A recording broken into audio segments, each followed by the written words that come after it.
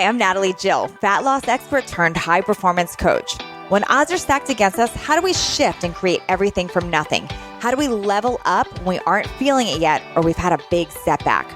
On this podcast, I'll be talking to some of the most inspiring and courageous men and women on this planet who at their worst learned how to achieve success greater than they ever dreamed possible, leveling up and creating everything from nothing.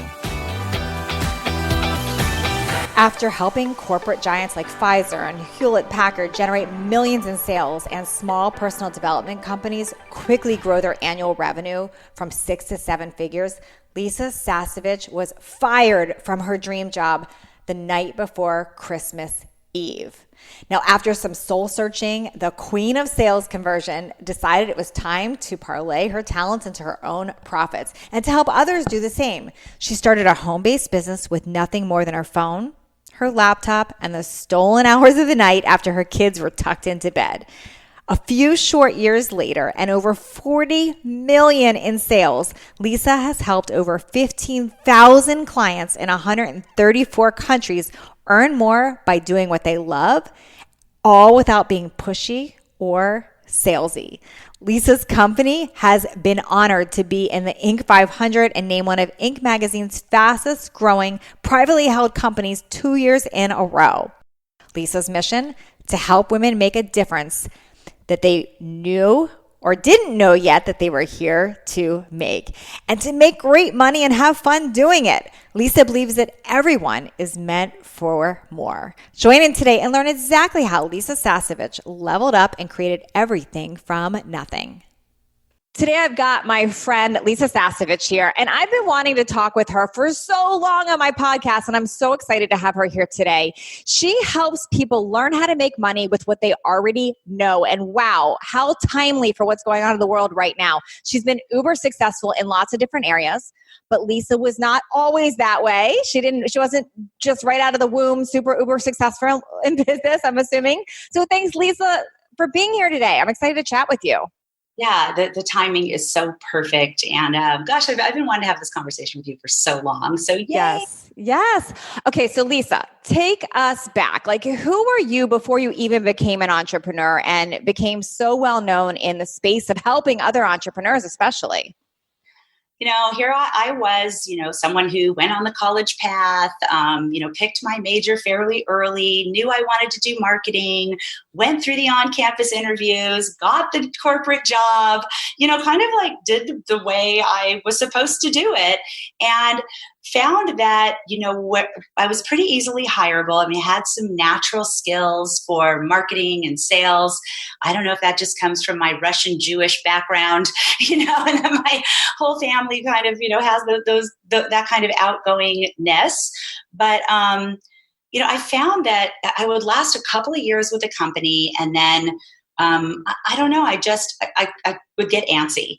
I was always trying to make things better and have great ideas. And, when I was first starting out, not everybody wanted to hear. So, I felt like I was doing one thing for money. I came out of college, and I felt like I was doing one thing for money, but then kind of on the nights and weekends, I was doing things to grow myself. Found personal development really young.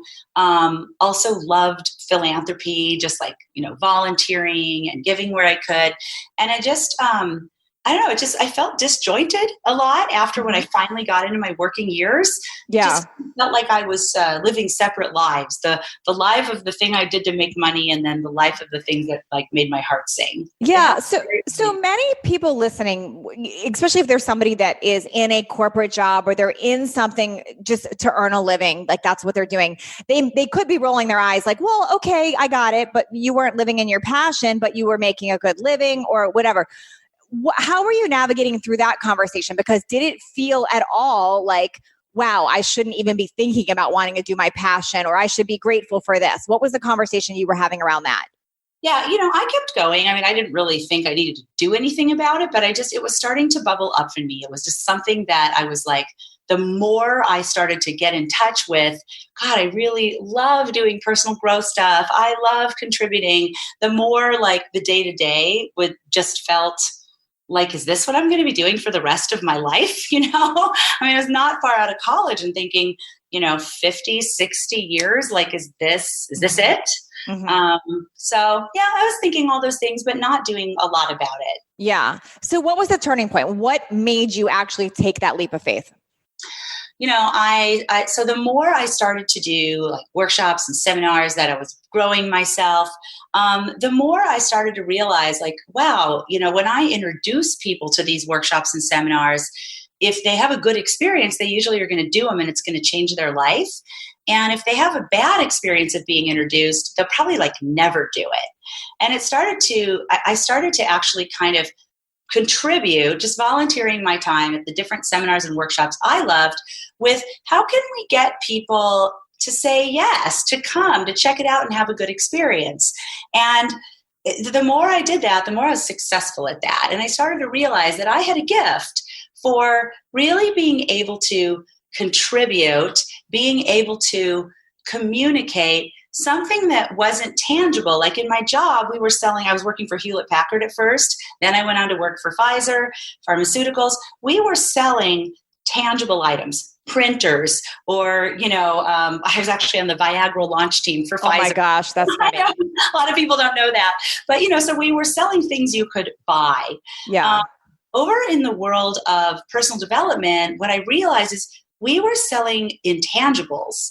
We were selling like an experience. It wasn't something people could actually get their hands on. We weren't shipping a box. So, as I'm listening to you right now, it's a lot of people listening, if they're not in our age range, if you're not in your 40s, 50s and beyond, and you're younger, you're like, what do you mean selling Hewlett-Packard or selling pharmaceuticals? That was considered, by the way, those were like the best jobs to get after college. Like if you were going to sell copiers or printers to get that sales training or then get into pharmaceutical, you had like made it. So just to understand, she was given like this corporate opportunity in both of those that were really highly sought after jobs. Totally. Yeah, it's really true. I mean, I don't know if anybody else has this feeling, but do you ever just feel like maybe you're not exactly where you want to be, but who am I to be but I have a job. I should be, I shouldn't be complaining, I shouldn't be ungrateful.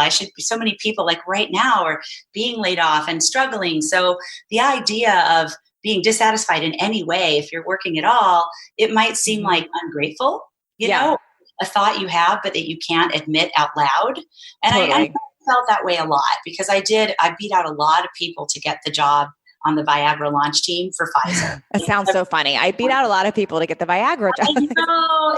There's nothing you can say when you talk about launching Viagra that's not a funny thing to say. Yeah, it's perfect, actually. It's great.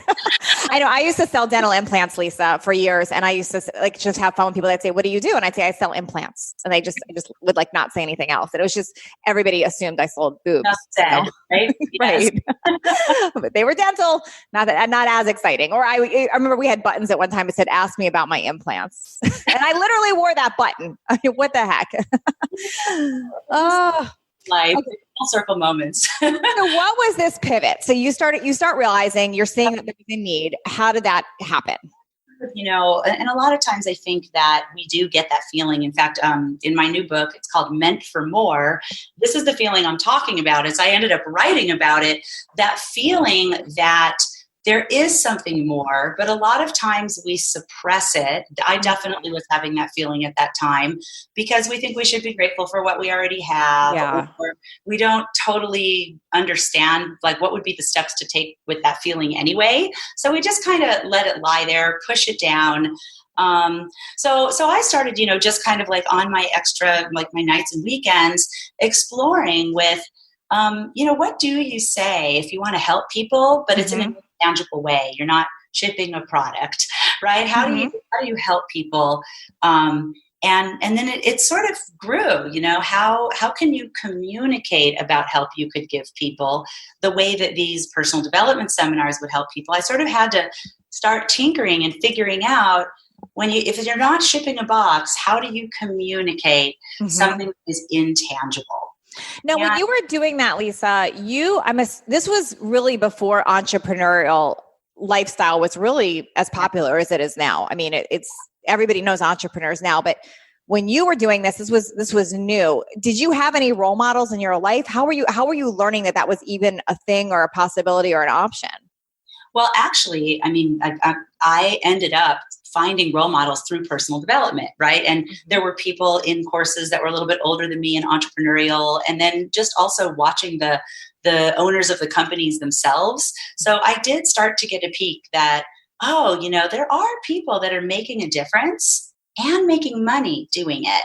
So it's like I was getting exposed to that a little bit as I grew myself.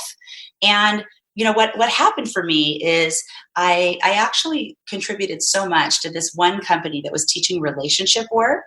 I started leading introductory events for them, just kind of testing out, like, what could we say to expose people to new ideas and have them get excited and say yes. And I started being really successful with people coming to do these relationship seminars, mostly women coming to do these relationship seminars because, we're the ones that are usually about it and in pain. And I started realizing, like, this is where my heart is. This is what I want to do. And eventually I did take the leap. I handed back the corporate car, which was the hardest thing to do, car payments and insurance and the 401k, the whole thing. 401k, they called them ACE points. We would win points for selling things. And it was a big leap, right? Isn't it funny? I think back to corporate and like my decision to leave corporate. And it was like this, the questions I was toying with was like, I don't want to walk away from my 401k or my insurance. It was like, that was such limited thinking of like, those are big deals if you haven't had an experience of knowing the steps and knowing how could I potentially replace that for myself. Yes. So, fast forward, I ended up going to work for a small personal development company. It turned out that I did have a gift for how do you communicate what you offer if it's your knowledge, right? Like this woman was teaching her knowledge about how to have great relationships. And so I had a gift for teaching people, how can you make what we now call an irresistible offer for your own work? So I helped her do that in her own company. And I started to really harvest my own gift. Like, oh, this is why I'm so successful selling for these other companies. And now I can see it more over here. And so I kind of thought that I would be with her forever, that I would be with that small company forever. It was my dream job. I wasn't making as much money in corporate, but I was doing something I loved. It was a start. And, I just kind of thought like, hey, if I could do this forever, it's making a difference and making money at the same time. So, I'm good. How do you make an irresistible offer? And I know I know that's a big question, but I'm wondering if there's any, like, I know you've done seminars and we're so much on this topic, but I would love like for people listening to hear maybe like what people do wrong with it and maybe a couple core things they can do, because I see a lot of people do things wrong too.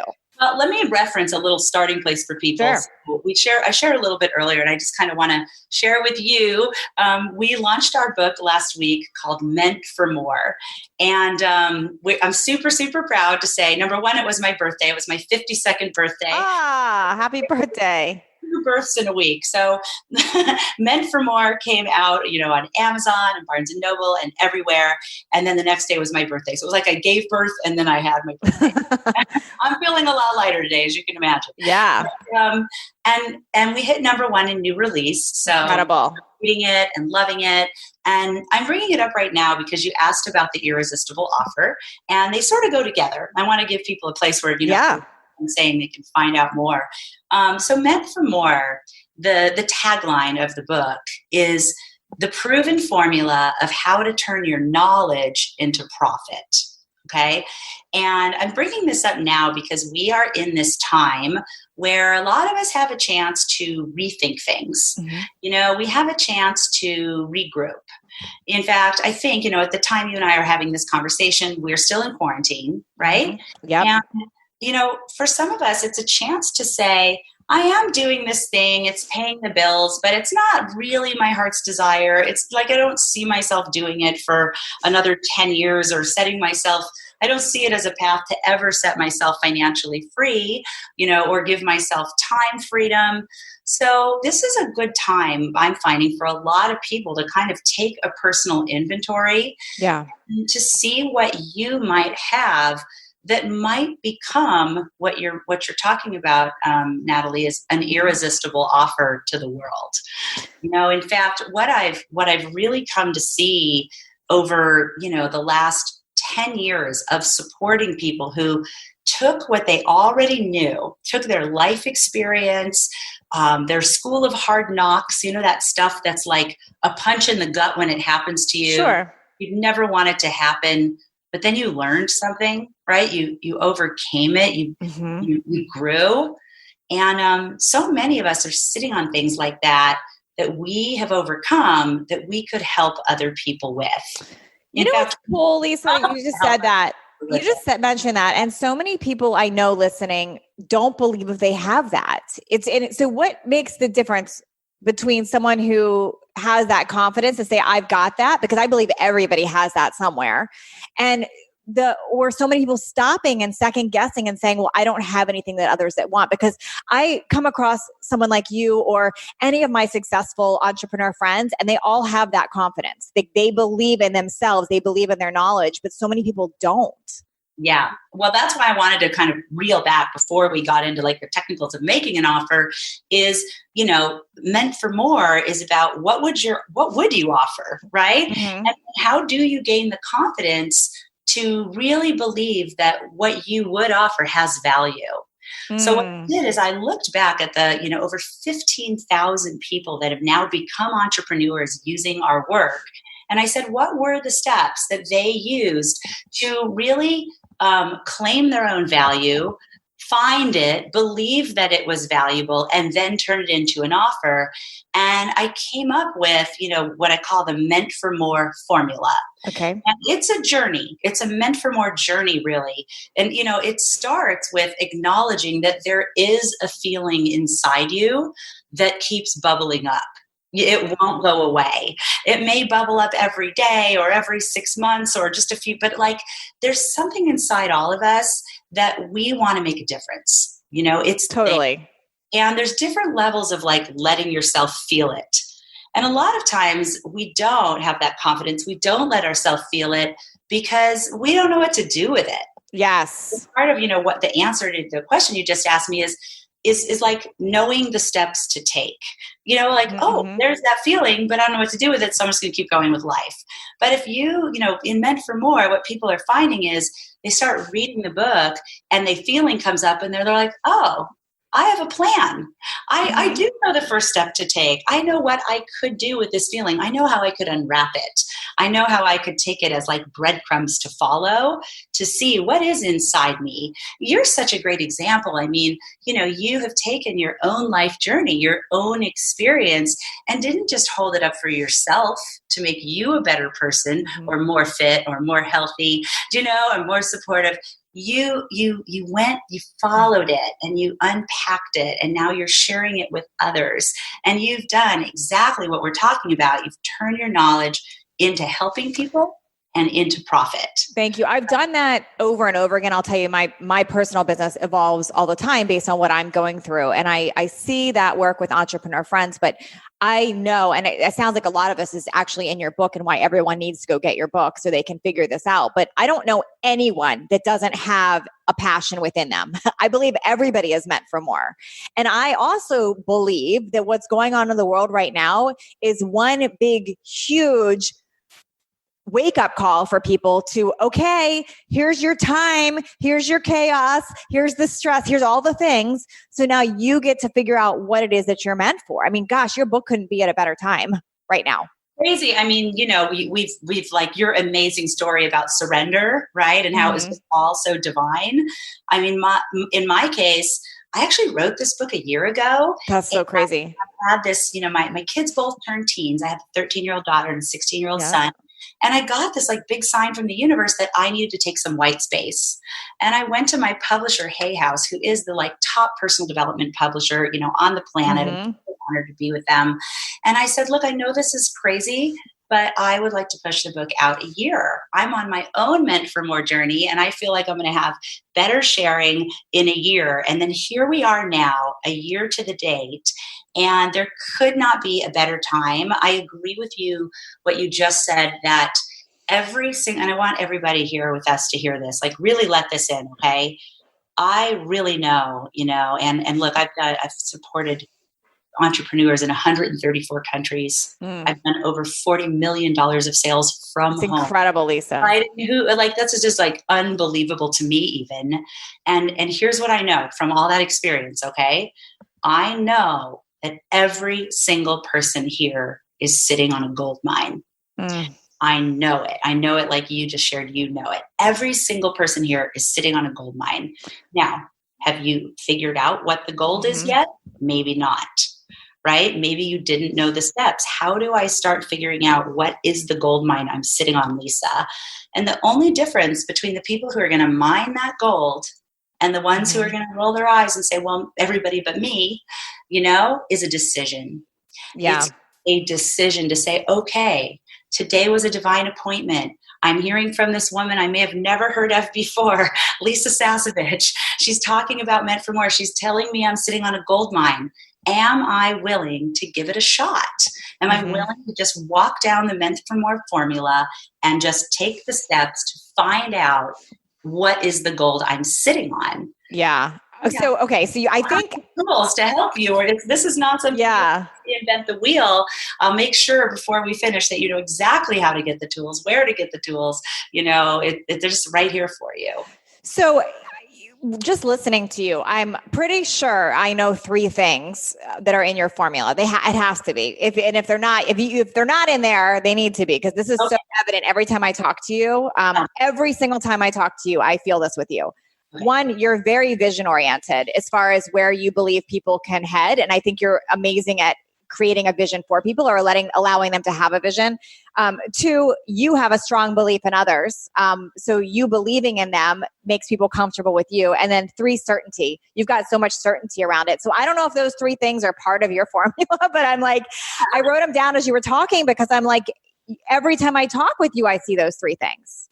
I love that. I'm writing that down because, like everybody here, I'm on my own Meant for More path. And here's the deal. While those are not formal steps of the formula, I'll share the steps so you guys can know the journey you're going on. What they are is they are outcomes of following the steps, right? Like when you follow the steps, yes, you will connect to your vision.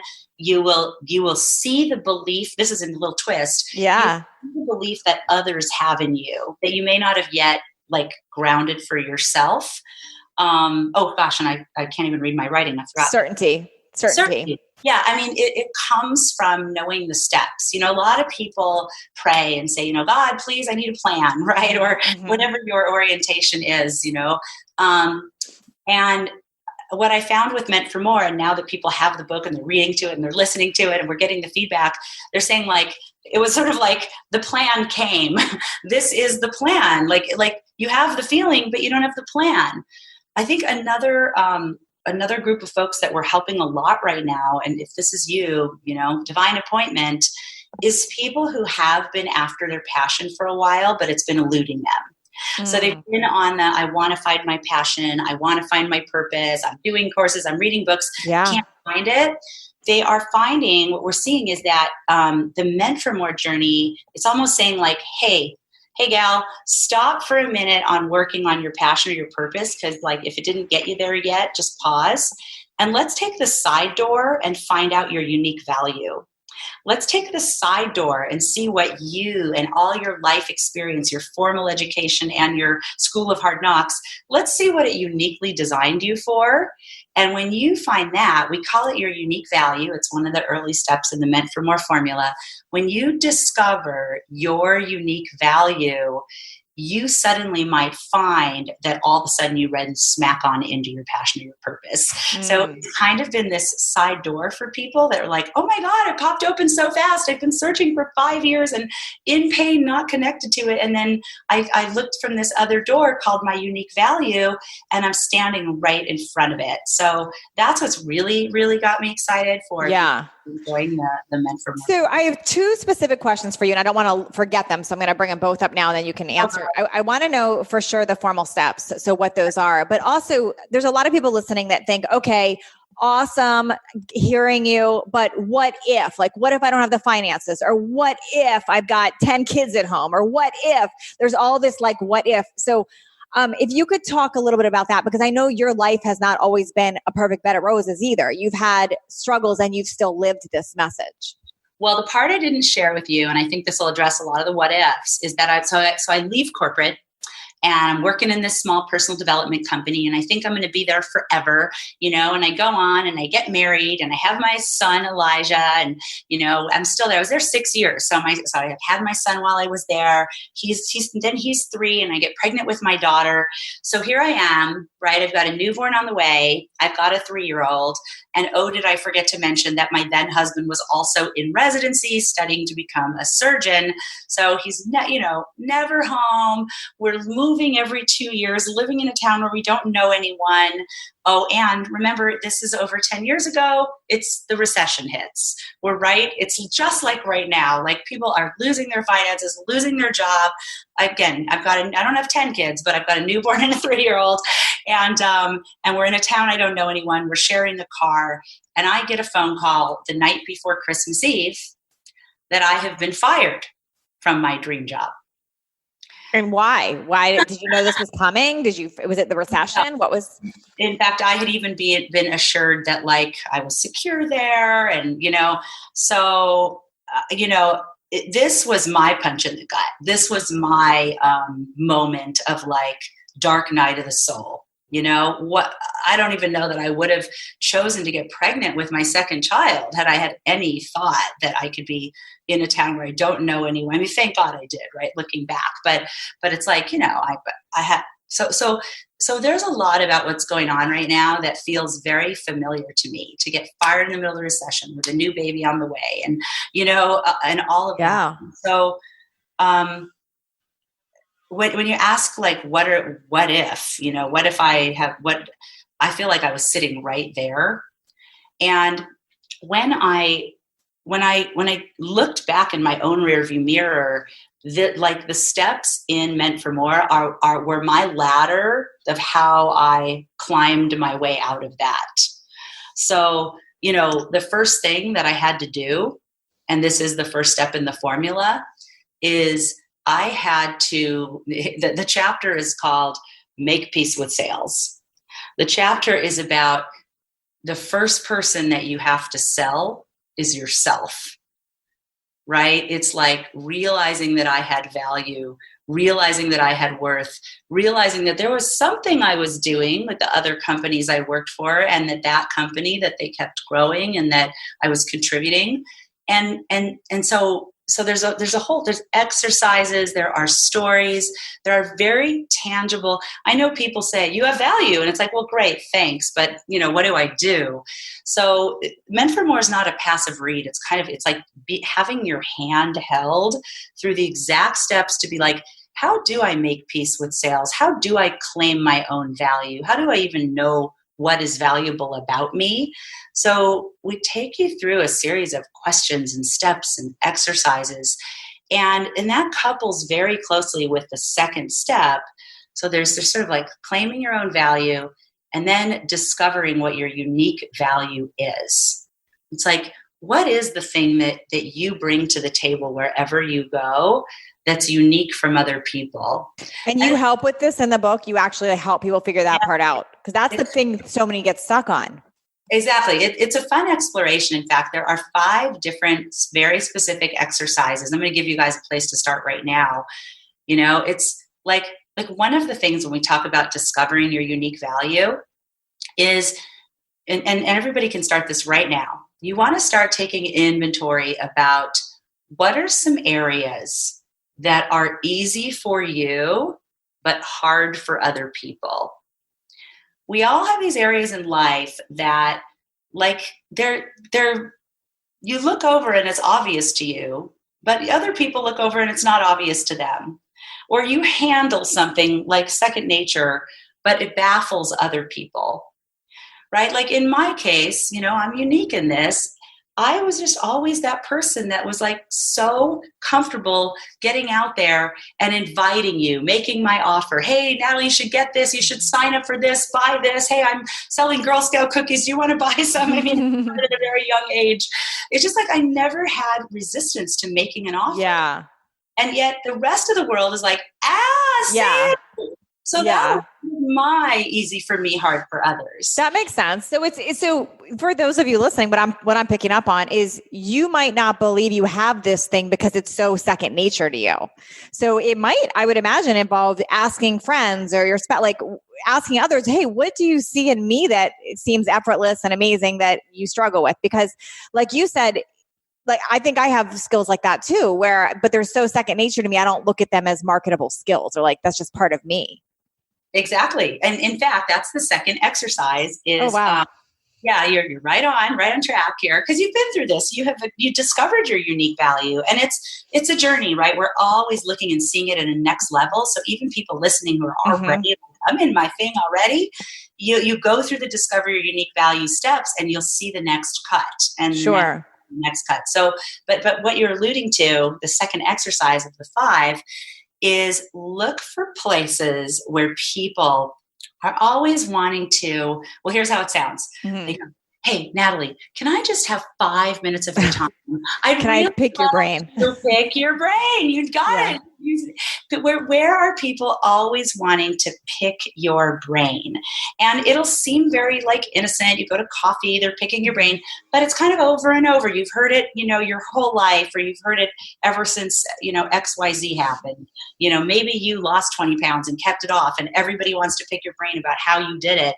Maybe you are rocking it out with homeschool right now, and all the other moms are suffering. Definitely not me. That is not my unique ability. No way. Not happening. There's someone listening who it is. Yeah. Like right now, there's all these small businesses trying to nail these PPP loans, and some people are struggling. There's other people that are like, oh, nailed it, know how, so yeah. You might have a relationship that people admire. There's so many areas where people need help.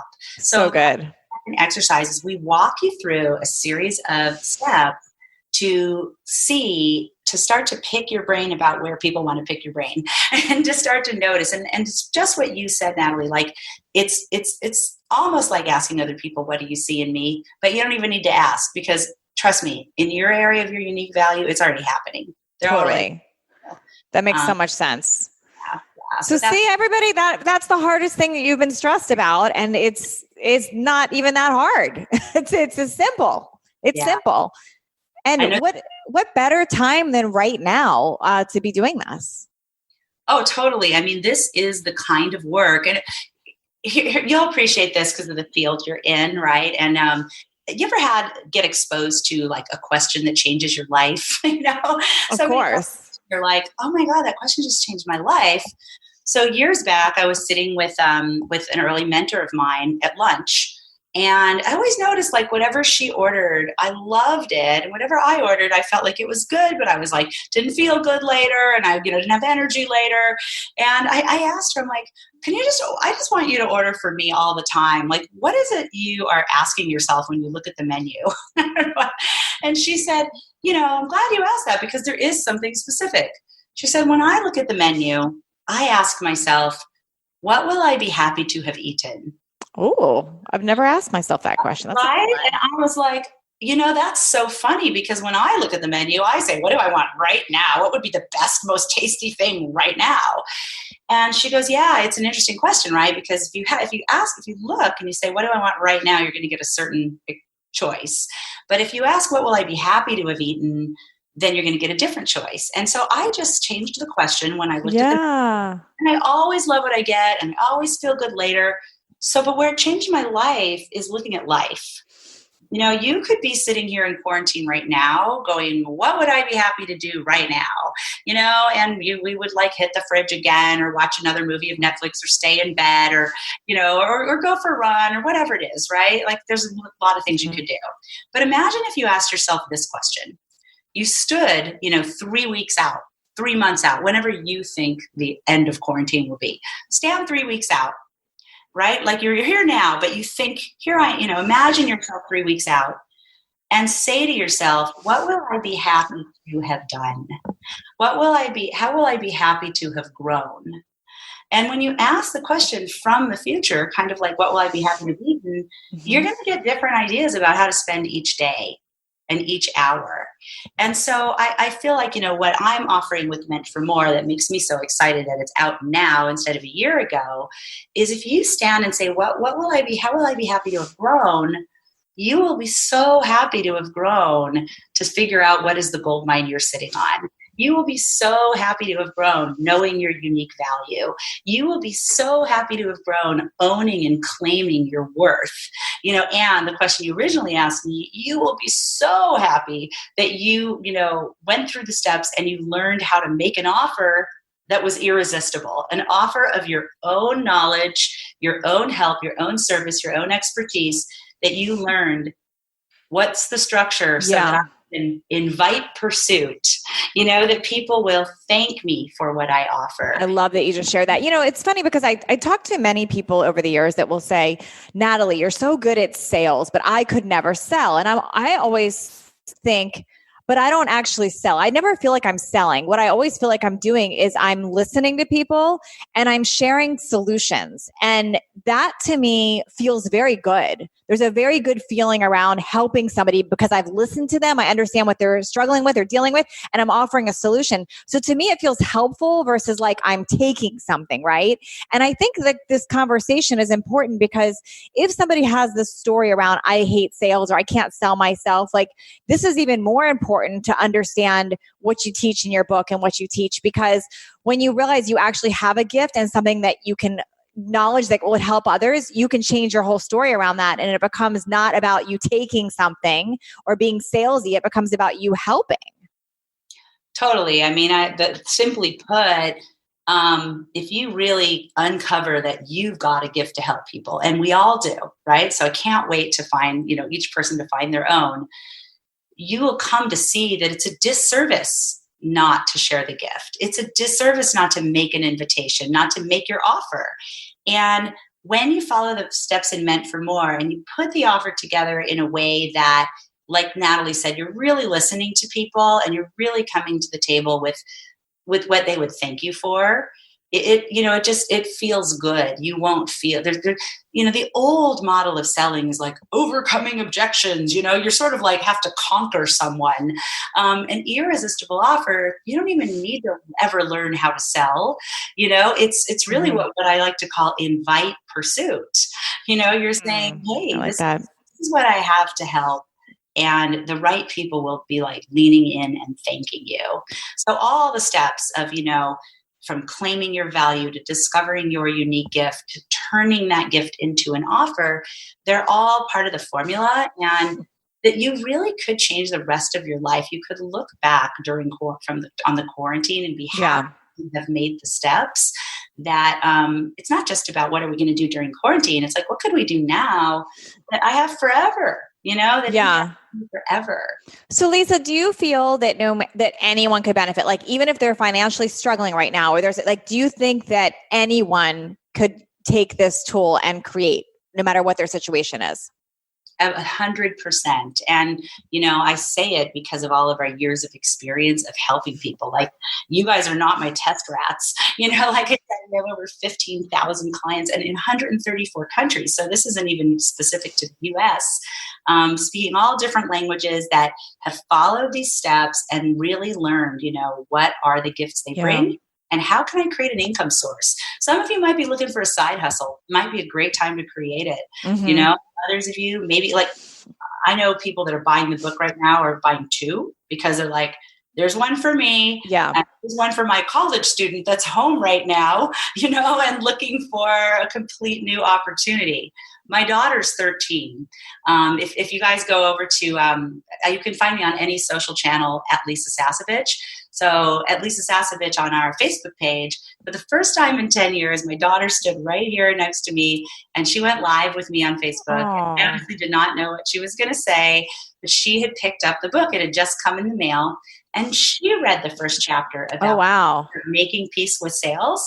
And she shares on our interview, she said, I realized like my friends and I were all rallying to get one of the dads to take them to Lake Tahoe for after the quarantine's over. Yeah. in the summer. She says, I realize like we're making an offer. We're selling. Like we got good. this thing. So good. And I'm like, you know what, Sierra? Like this is the thing that every person needs to realize is that we're all always selling. Yes, I believe that. I believe that we are, and I love the word enrollment versus selling, but I believe that we're always either being enrolled or enrolling. So if you're not enrolling others in something, they're enrolling you. So it's a very real thing. And I believe that those that are successful and are helpful to others, it's a good thing. It's a very helpful skill set to have. Absolutely. Yeah. And put the words that you like. Don't be stopped, enrolling someone, inviting someone, making your invitation. If you're blocked by sales, you won't be after the first chapter. But,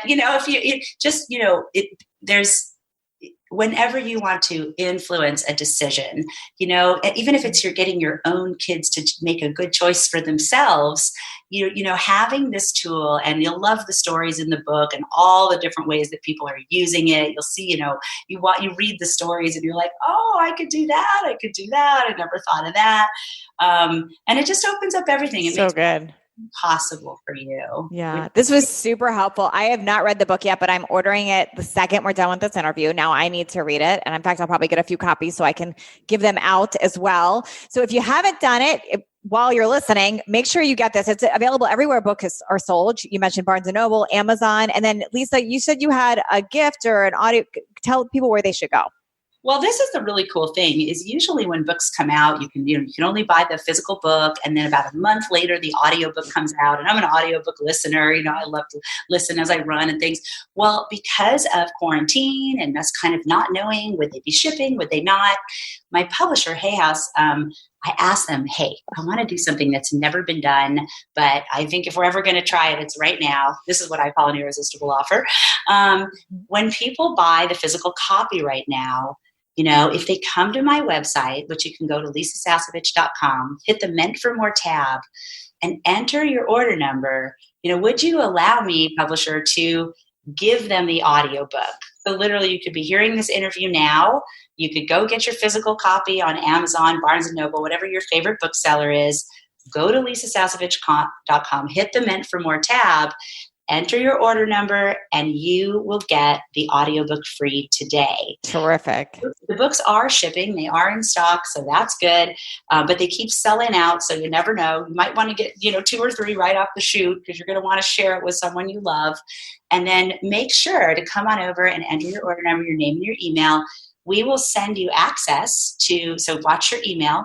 We'll send you access to be able to go download the whole audiobook so you can listen to it on Audible or your favorite place you listen.